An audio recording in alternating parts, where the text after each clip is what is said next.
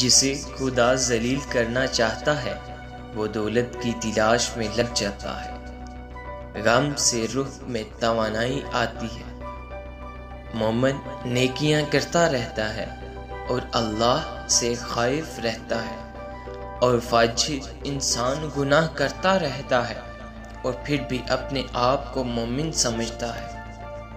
جو شخص خدا کی اطاعت کرتا ہے اسے دوست رکھو، کیونکہ شخص کو دوست رکھنا حق تعالیٰ کو دوست رکھنا ہے۔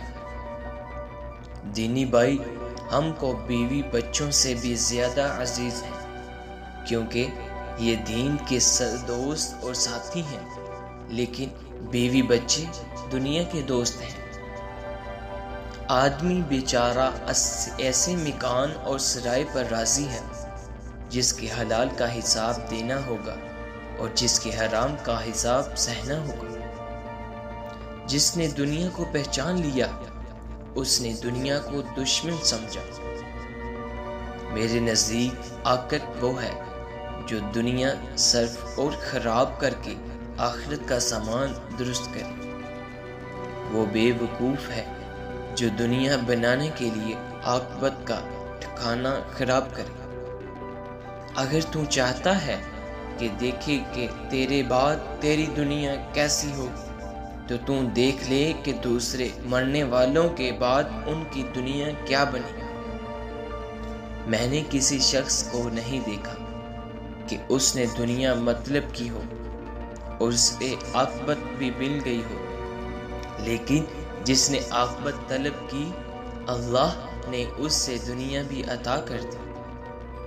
اگر تم دیکھو کہ عالم دنیا دار امیر لوگوں سے اپنی تعریف سن کر خوش ہوا تو جان لو کہ وہ بڑا ہی ریاکار ہے۔ جس کا دل دنیا کی محبت سے لبریز ہوا اس کا دل مردہ ہے۔ خوف خدا ہر دم دل میں جاگزیں ہونا چاہیے۔ غیبت کا کفارہ استغفار کرنا اور جس کی غیبت کی ہو اس سے معافی چاہنا ہے۔ جو خود کو عالم جانے وہ جاہل ہے۔ جس کا دل دنیا کی محبت سے لبریز ہوا اس کا دل مردہ ہے۔ راگ یعنی گانا بجانا ہرگز نہ سنو کہ آخر میں اس کا فساد ہے۔